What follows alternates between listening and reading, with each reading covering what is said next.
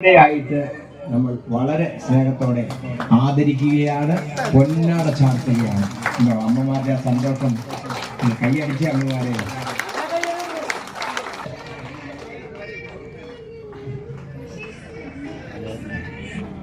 ഈ പ്രസാദം ശകലം ഏറ്റുകൂടലുണ്ട്. എടുക്കുമെന്ന് അറിയത്തില്ല, കുഞ്ഞു കയ്യല്ലേ. എന്നാലും അച്ഛനും അമ്മയും കൂടെ പിടിക്കുക. മക്കളെ പിടിച്ച്